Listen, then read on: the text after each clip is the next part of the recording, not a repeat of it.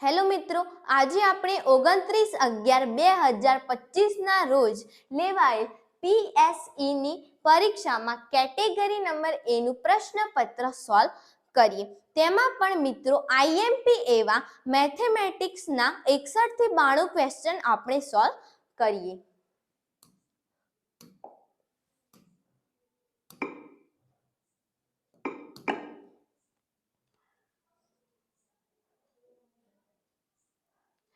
મિત્રો 61મો ક્વેશ્ચન છે 2, 7 અને 8 અંકોમાંથી કોઈ એક અંકનું 2 વાર પુનરાવર્તન કરી 4 અંકની નાનામાં નાની સંખ્યા કઈ હશે। તો મિત્રો 2, 7 અને 8 આપણે એક અંકનું 2 વાર પુનરાવર્તન કરવાનું છે। તો સંખ્યા બનાવીએ તો 2, 2, 7 અને 8 બને। પણ મિત્રો આવો જવાબ આપણા ઓપ્શનમાં નથી। આવો જવાબ આપણા ઓપ્શનમાં નથી। તો જો આ ન હોય તો આ 7 આગળ લાવી દઈએ, આ 22 પાછળ અને અહીંયા 8 એટલે 7228 આપણો જવાબ થાય।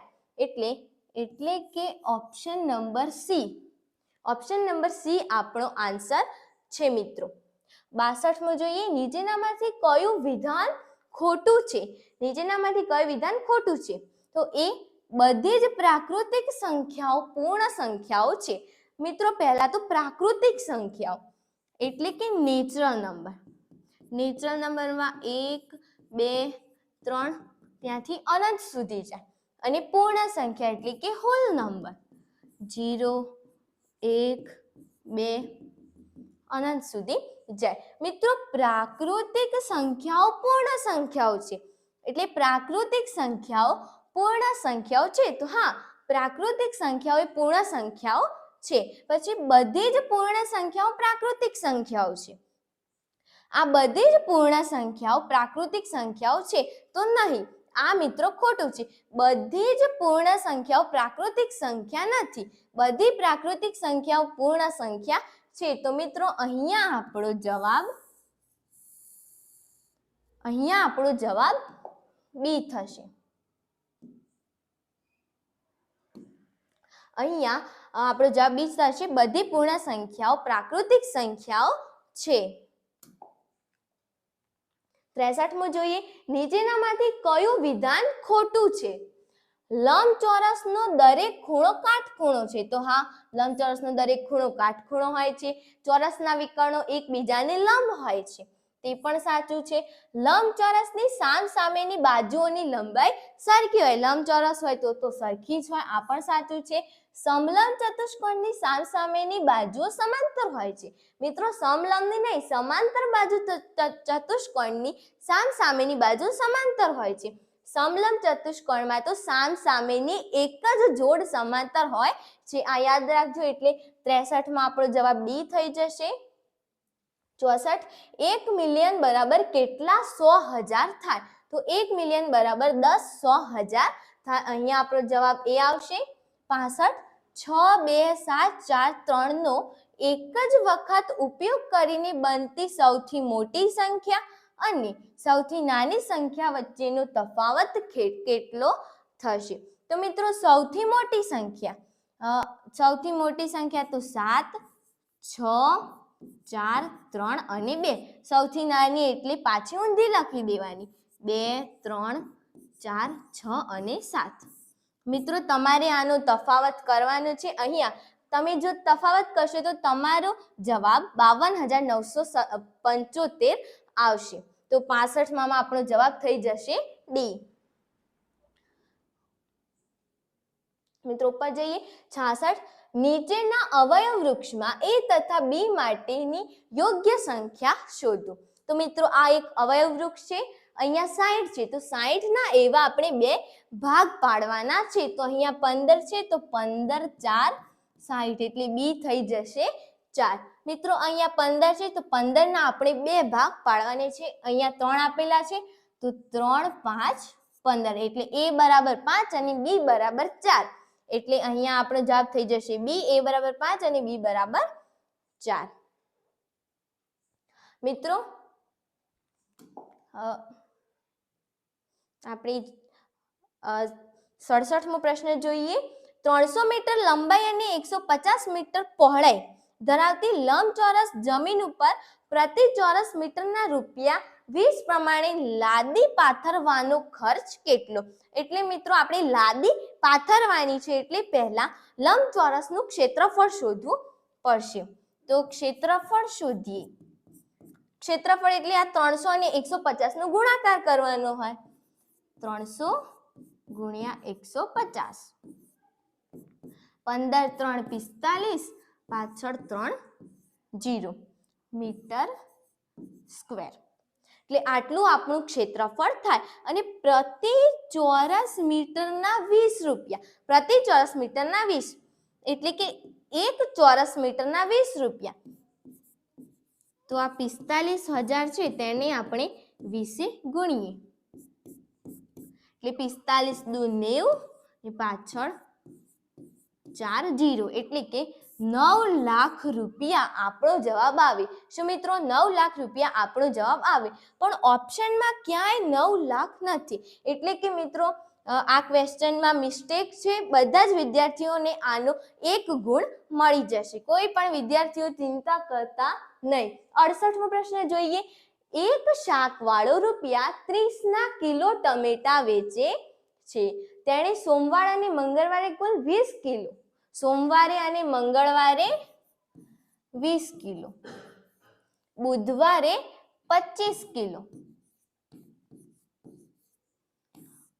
સોમવારે અને મંગળવારે 20 કિલો, બુધવારે 25 કિલો ટમેટા વેચ્યા. તો તેણે સોમવારથી બુધવાર સુધીમાં કુલ કેટલા રૂપિયાના ટમેટાનું વેચાણ કર્યું? તો 20 અને 25 45. ટોટલ મિત્રો શાકવાળાએ 45 કિલો ટમેટા વેચ્યા. પણ કેટલા રૂપિયાના ભાવે? 1 કિલો ટમેટા 30 એટલે કે ગુણ્યા 30. ગુણ્યા 30 કરીએ એટલે ₹1,350 આપણો જવાબ આવે. એટલે 68માં આપણો જવાબ બી આવે. 59મો જોઈએ. નીચેની આકૃતિની પરિમિતિ કેટલી થશે? મિત્રો પરિમિતિ શોધવાની છે. અહીંયા 2, આ 3, આ 2. મિત્રો આ 1 છે એટલે અહીંયા પણ 1 થઈ જશે. આ 1 છે, આ 1 છે એટલે આ પણ આપણને 1 આપેલું છે. આ 1 છે એટલે આ બાજુ પણ 1 થઈ જશે. આ 3 અહીંયાથી આપણે શરૂ કરીએ. આ 3 ને 2 5 6 7 8 9 10 11 અને 12 એટલે કે કુલ 12 એકમ આપણો જવાબ થશે. શું મિત્રો? કુલ 12 એકમ આપણો જવાબ થશે. 70મો જોઈએ. એક વાસણનો 1/5 ભાગ પાણીથી ભરેલો છે. એટલે કે મિત્રો આ એક વાસણ છે તેના ટોટલ આપણે 5 ભાગ કરીએ. તેનો કેટલો? 1 ભાગ એટલે કે આટલો ભાગ પાણીથી ભરેલો છે. મિત્રો આ ક્વેશ્ચન બહુ જ ઇમ્પોર્ટન્ટ છે. બધા જ વિદ્યાર્થીઓ આ ક્વેશ્ચન જોઈ લેજો. આ 1 ભાગ પાણીથી ભરેલો છે. જો તેને પૂરું ભરવા માટે 40 લીટર વધુ પાણી જોઈએ. એટલે કે આ જે બાકી છે તે ભરવા માટે 40 લીટર વધુ પાણી જોઈએ. એટલે કે આ મિત્રો 1/5 છે. ટોટલ 5 ભાગ, તેમાંથી 1 ભાગ ભરેલું છે અને બાકી કેટલું છે? તો ટોટલ 5, તેમાંથી 4 ભાગ બાકી છે. એટલે કે આ 4/5 ભાગ અને 40 લીટર બંને સમાન છે. તો વાસણમાં કુલ કેટલા લીટર પાણી સમાય? તો મિત્રો 4/5 ભાગ એટલે કે 40 લીટર. તો આપણે તો આખા વાસણમાં કેટલું સમાય એટલે 1 ભાગ બરાબર કેટલા? તો મિત્રો આ 4/5 નીચે આવે એટલે તેનું વ્યસ્ત થઈ જાય. 5/4 ગુણ્યા 40 એટલે 10 અને 10 5 50. તો મિત્રો 50 લીટર આપણો જવાબ આવશે. 70માં ઓપ્શન નંબર એ આપણો આન્સર થશે. 71મો જોઈએ. 3.3 પ્લસ 3.03 પ્લસ 3.003 નો આપણે સરવાળો કરવાનો છે મિત્રો.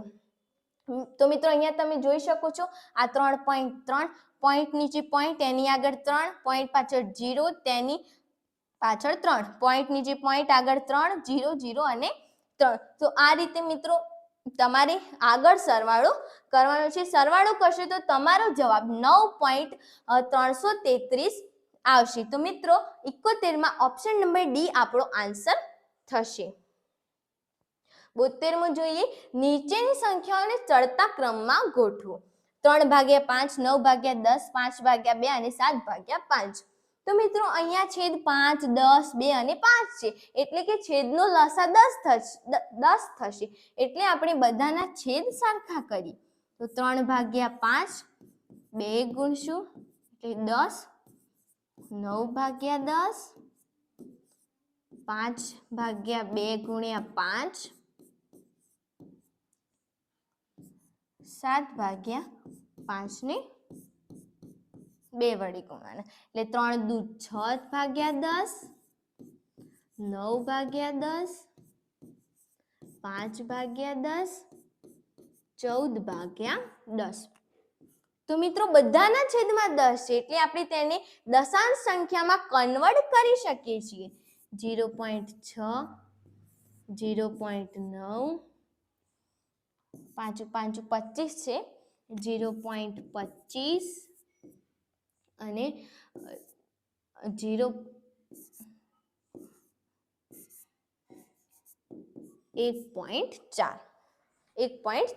તો મિત્રો હવે આપણે આને ચડતા ક્રમમાં ગોઠવીએ. મિત્રો તમે આને ચડતા ક્રમમાં ગોઠવશો તો તમારો જવાબ સી આવશે. 3/5, 9/10, 7/5, 5/2.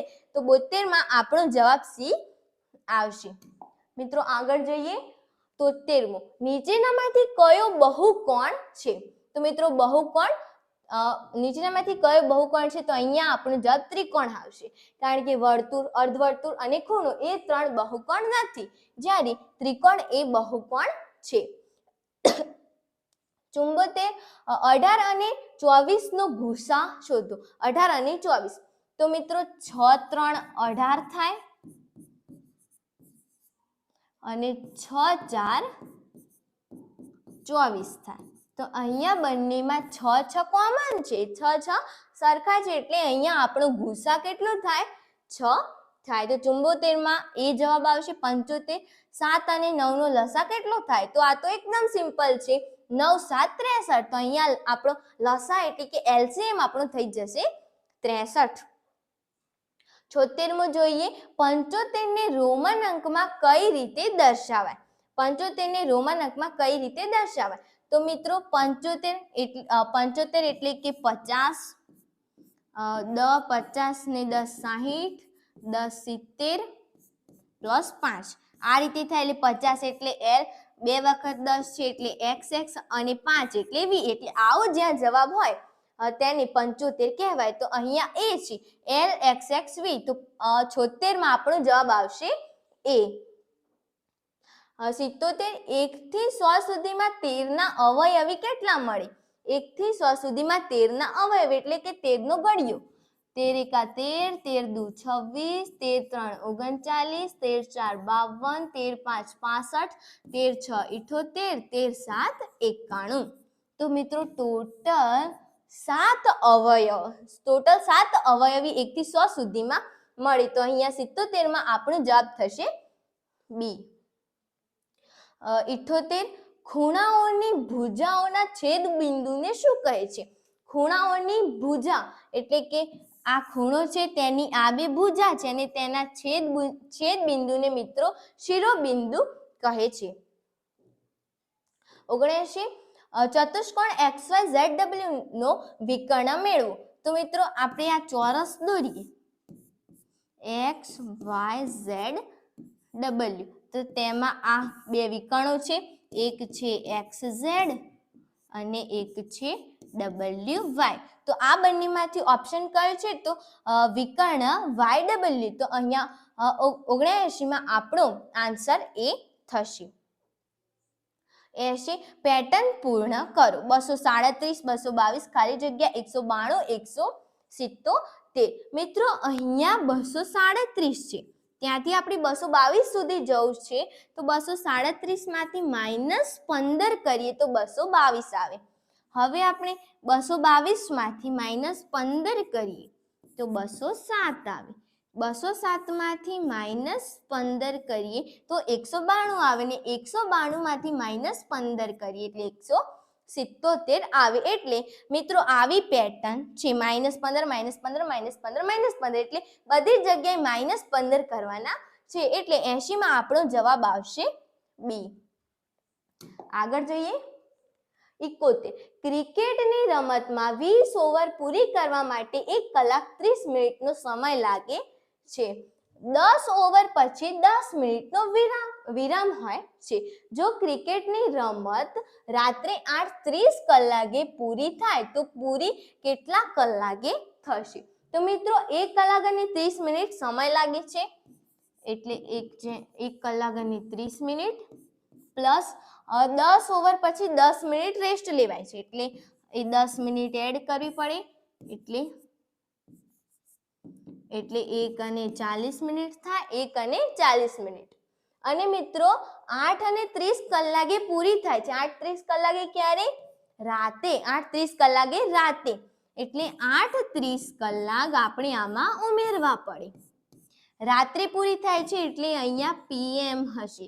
શું? PM. એટલે 40 અને 30 70, 8 અને 1 9. તો મિત્રો અહીંયા તો 9 અને 70. તો આવો સમય આપણે આવતો નથી. તો આમાં +1 કરવાના અને આમાં -60.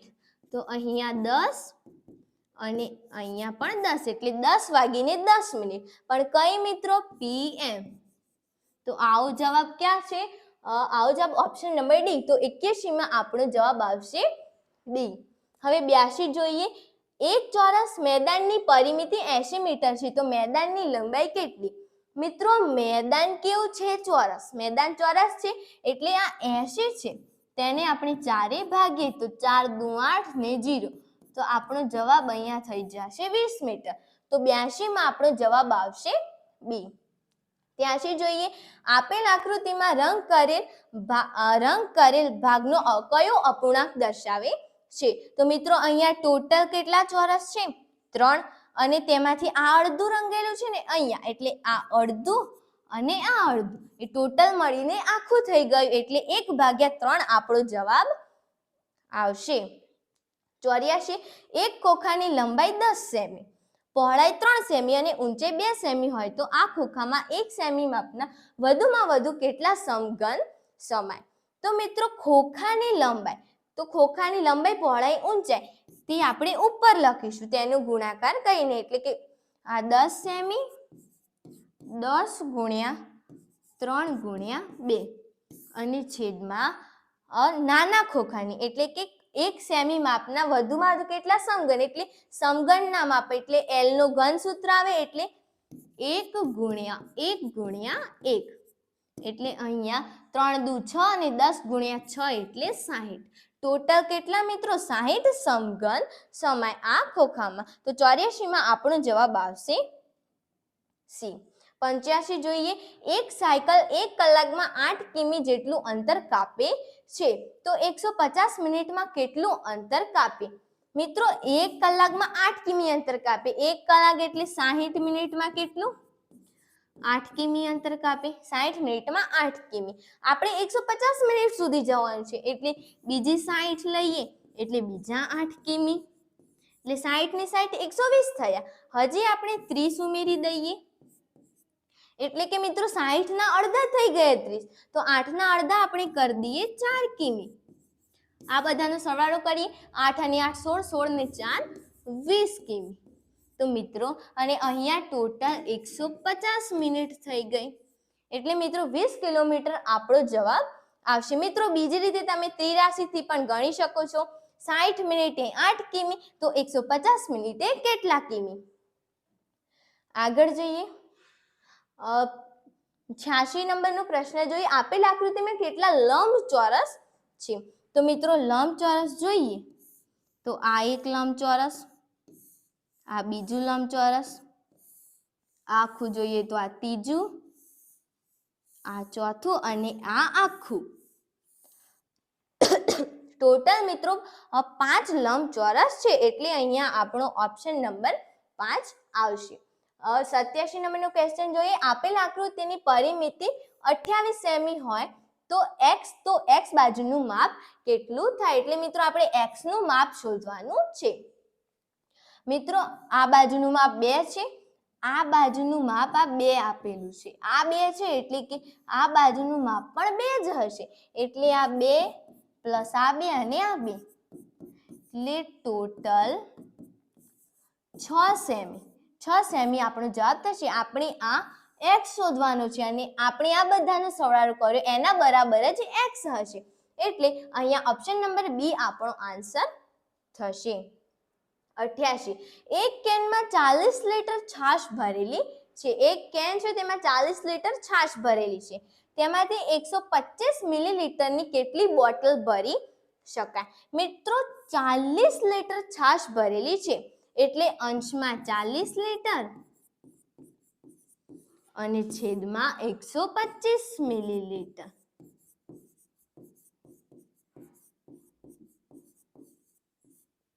મિત્રો હવે 125 મિલીલીટર છે તેને આપણે લીટરમાં કન્વર્ટ કરવા છે. તો 1 લીટર એટલે 1 લીટર બરાબર 1000 મિલીલીટર. 1000 મિલીલીટર. તો મિત્રો આ 125 મિલીલીટર છે તેને લીટરમાં કન્વર્ટ કરવા છે તો આપણે 1000 ભાગવા પડે. તો અહીંયા 40 લીટર છેદમાં 125 ભાગ્યા 1000 એટલે હવે આ લીટર બની ગયા. તો આ 40 લીટર.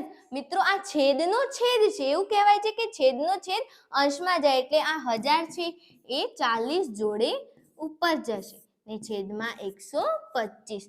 તો મિત્રો 125 8000 125 8000 એટલે 8 4 32 અને 0 એટલે 320 આપણો જવાબ થશે. તો કેટલી બોટલો ભરી શકાય? 320 બોટલો ભરી શકાય. તો 88 માં આપણો જવાબ આવશે ડી 320. 89 મો પ્રશ્ન જોઈએ. આ આકૃતિમાં કઈ સંખ્યા આ આકૃતિ કઈ સંખ્યાનો સમઅપૂર્ણાંક દર્શાવે છે? તો મિત્રો ટોટલ 1 2 3 4 5 6 7 8 9 અને 10 ચોરસ બોક્સ છે. તો ટોટલ નીચે આવે 10. તેમાંથી કેટલા 1 2 3 4 અને 5 રંગીન છે? તો 5 ઉપર આવે. 5 એકા 5 5 દુ 10. તો અહીંયા આપણો જવાબ 1/2 આવે. પણ તેનો સમઅપૂર્ણાંક કયો છે? તો 1/2 નો સમઅપૂર્ણાંક કરીએ તો બંનેને ઉપર નીચે 2 વડે ગુણવા પડે એટલે 2 એકા 2 છેદમાં 2 2 4. તો હવે 2/4. તો આવો ઓપ્શન છે 2/4 ડી. તો અહીંયા આપણો ઓપ્શન થશે ડી. 90 નંબરનો ક્વેશ્ચન જોઈએ. 2/3 ગુણ્યા x બરાબર 2/3. x ની કિંમત શોધવાની છે. તો આ x ને આ બાજુ એકલું કરીએ તો 2/3 ગુણ્યા 3/2 થઈ જશે. 3 3 ઉડી જશે, 2 2 ઉડી જશે એટલે x બરાબર 1 થઈ જશે. તો અહીંયા 90 નંબરમાં આપણો ઓપ્શન નંબર બી જવાબ આવશે. 91. નીચે પૈકી કયા સમયની સ્થિતિમાં ઘડિયાળમાં 2 કાંટા વચ્ચેનો કોણ સરળ કોણ બનશે? તો મિત્રો 4 વાગે. તો 4 વાગે કલાક કાંટો 4 ઉપર હશે અને મિનિટ કાંટો 12 ઉપર હશે એટલે અહીંયા સરળ કોણ બનશે નહીં. 6 વાગે મિત્રો 6 વાગે કલાક કાંટો 6 ઉપર હશે અને મિનિટ કાંટો 12 ઉપર હશે એટલે અહીંયા સરળ કોણ બની જશે. એટલે 91 માં આપણો જવાબ થશે 6 કલાક. 92 નંબરનો ક્વેશ્ચન જોઈએ. ચતુષ્કોણ ABCD માટે કયું વિધાન સાચું નથી? કયું વિધાન સાચું નથી? તો સામેની બાજુઓની એક જોડ સમાંતર છે. સાચું નથી મિત્રો. સામેની બાજુઓની એક જોડ સમાંતર છે તો અહીંયા એક જોડ તો સમાંતર છે AD અને BC. સામેના ખૂણા સમાન નથી. તો આ સામેના જે ખૂણા છે તે સમાન નથી. વિકર્ણો પરસ્પર દુભાગી છે. આ વિકર્ણો છે તે પરસ્પર દુભાગી છે. અહીંયા આ સમાંતર બાજુ ચતુષ્કોણ છે. તો મિત્રો આ સમાંતર બાજુ ચતુષ્કોણ નથી. આ સમલંબ ચતુષ્કોણ છે. કયો? આ સમલંબ ચતુષ્કોણ છે, સમાંતર બાજુ ચતુષ્કોણ નથી. તો મિત્રો થેન્ક યુ. નવા વિડીયો સાથે મળીશું. અસ્તુ. જય હિન્દ, જય ભારત.